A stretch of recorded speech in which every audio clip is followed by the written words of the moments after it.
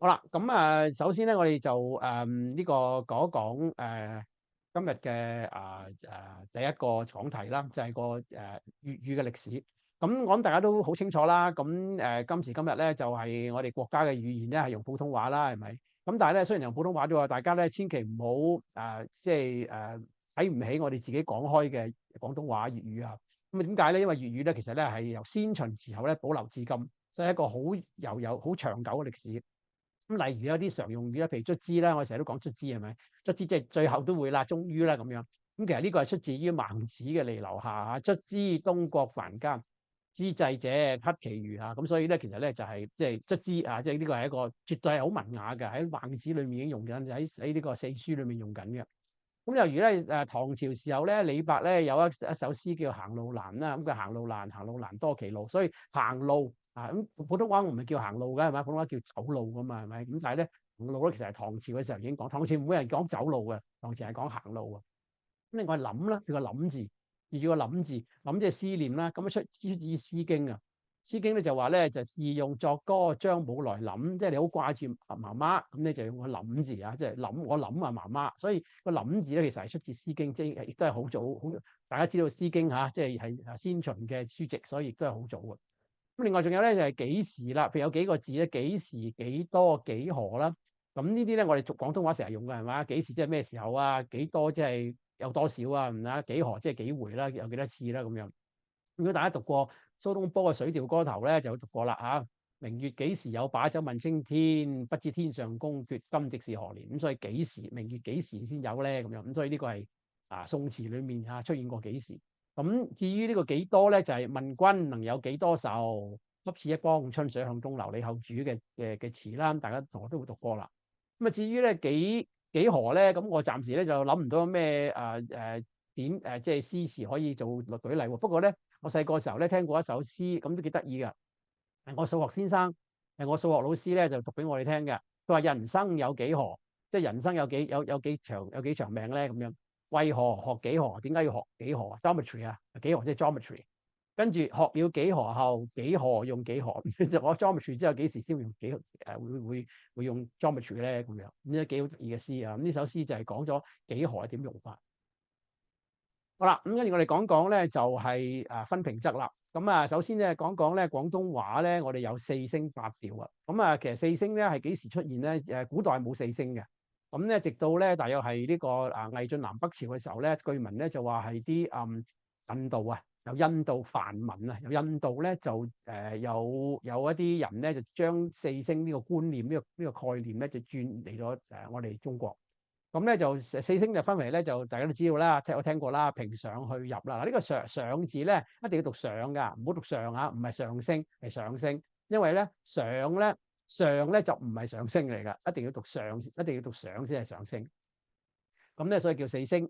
咁另外咧就又再後來咧又再將四聲分為陰陽啊，即係所謂上下啦，陰一係上，陽係下。咁所以陰陽加埋四聲，咁變咗有八調啦。所以四乘二係八調。咁咧1、2、3、4、5、6、7、8啦，即係八個。而家我哋現代嘅即係英文學咧，就會將佢俾個 number 佢嘅。咁一四聲咧就係陰平同陽平啦，就都係平聲，不過高低嘅。咁二五聲咧就係上升啦，亦都係高一低嘅。三六聲咧就係去聲，又一高一低嘅。咁就係咁呢上升去聲都叫側聲，陰平陽平都叫平聲啊。咁另外最後咧有7、8、9三個聲咧就係入聲所謂我哋有三個聲咧，有廣東話就有三個聲嘅，陰入、中入同埋陽入都係入聲，咁都係側聲啊。咁所以即係話咧，其實我哋咧廣東話咧係有9個聲齊晒普通話冇咁多嘅，普通話大家如果讀過都知啦，得四聲啫嘛，四個音調。我哋有9個聲。咁咧想點樣能夠一次過知道晒嗰9個聲點讀咧？咁呢一句係非常之通俗嘅，成日都會有人用舉例㗎啦。就係3碗半牛腩麵100碟咁啊3咧就係同埋牛咧就係平聲啦，1、4啦。咁碗同埋腩咧就係上聲啦，跟住半咧就係同埋呢個麵咧就係去聲啦。咁然之後7、8、9咧就係100碟咧就係入聲。咁咧大家要話哇好似好難分咁樣喎，咁係冇錯，初初係難分嘅，需要一啲時間咧去訓練咧先至可以分得到嘅。咁如果大家有興趣學點樣分呢啲咁嘅9聲嘅話咧，有呢個網站係最好噶啦。呢個係中文大學我哋唔使又唔使抄㗎，你就咁打Google 咧中文大學粵音網站，咁佢就成日喺度㗎啦。呢個係我暫時睇到咧，似乎係最權威嘅，係對粵語對我哋廣東話咧嗰啲發音啊，同埋係是否平仄聲啊，佢俾有個 number 俾你，佢話呢個係平聲，即係4下平聲，呢個上平聲3，1，咁佢俾咗1字咁樣。咁我讀埋俾你聽，有讀埋俾你聽㗎，你可以喺呢個喇叭度聽得到㗎。咁呢個係中文大學個網站啦，係非常之好嘅。咁我哋做朗誦嘅時候咧，最簡單啊，唔好講感情，唔好講咩都唔好講，最簡單要好聽嘅咧，就係平聲要拉長，仄聲係讀短，促音咧即係入聲啊，促音即係入聲啦嚇，入聲咧就要停頓，頓一頓嘅。咁陣間我會做一個舉例俾大家，咁你就自然就會好聽㗎啦。即係唔使要話好，即係雖然大家可能去參加朗誦節嘅時候要經過老師嘅好長嘅訓練啦，係咪？但係其實唔需要嘅，即係好簡單，咁已經好好聽㗎啦。不過當然你要攞獎去比賽攞獎，你梗係要再訓練啦咁樣。好啦，咁分平仄咧，頭先都講過啦，1同埋4咧就係平聲，係咪？咁即係陰平同陽平嘅平聲，其他全部都叫仄聲。咁你作詩嘅時候咧，就係只要分平仄聲就 O K 㗎啦。其實唔需要分咩上聲啊、入聲啊、去聲啊，嗰啲唔需要㗎啦。總之係分到平仄就得啦。咁點樣分咧？最簡單咁一種方法咧，叫河車法。河車法咧係暫時嚟講係比較簡單嘅，就係話你將任何嘅字咧就都讀成呢個即係河車。咁我陣間會講啦。或者我哋而家講埋先啦。譬如舉例啦，喺呢個蘇字咁啦嚇，個蘇字。如果知個蘇字係咪平聲咧，咁你點讀？你點讀咧？因為變成河車河車，因為河咧就係平聲，下平聲，車就係上平聲。咁蘇字咧讀點啊？讀成平聲點讀啊？就係蘇蘇咯，蘇蘇或者蘇蘇都得嘅。咁你蘇蘇睇下個蘇字喺咪呢兩個音裏面？係蘇字喺呢個兩個音裏面喎。咁所以咧蘇字係平聲啦。咁如果你想知個學字，蘇學初聲嘅學字，咁個學字究竟係平聲係仄聲咧？咁樣咁你點讀平聲啊？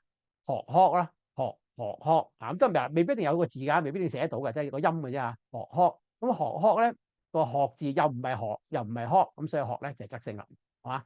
好簡單譬如個聲字啦，聲字好簡單啦，成聲啦，蘇學初聲嘅聲字成聲，咁聲字喺個聲字裏面啦，咁所以好明顯呢個係平聲啦。所以呢個方法係最容易嘅河車法。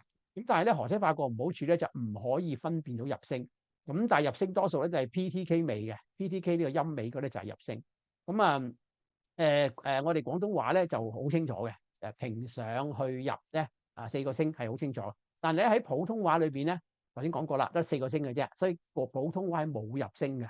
所以咧講普通話嘅人咧，其實佢哋有時係分唔到平仄嘅，因為分平仄嘅時候咧，佢嗰啲入聲佢當咗係平聲。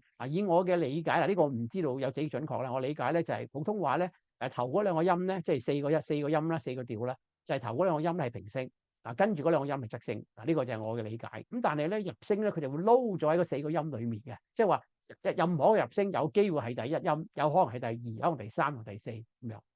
咁所以咧嗰啲講普通話嘅人咧，去寫唐詩咧，其實係有啲困難嘅。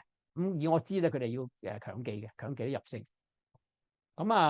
咁咧就用調聲法比較有效。咩叫調聲法咧？就係齊晒啦，即係平上去入齊晒練習晒。咁但係難嘅嗱，譬如一個詩字啦，譬如斯文嘅詩，詩史事時事食食咁呢個就係呢3個就係7、8、9咧就入聲啦，食就係入聲啦，個時就係下平聲啦，個詩就係上平聲啦，個史同埋個試咧就係上聲啦，試考試嘅試同埋呢個事物嘅事就係去聲啦咁樣。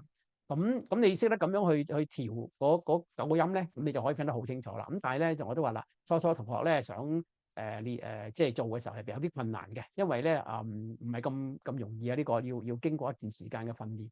咁大家咧我都贊成大家用個河車法用先分咗平仄聲先，分咗平仄聲之後咧再 check 個音有冇 P 尾、T 尾、K 尾，如果有咧多數係入聲，咁咧就係嗰度係仄聲。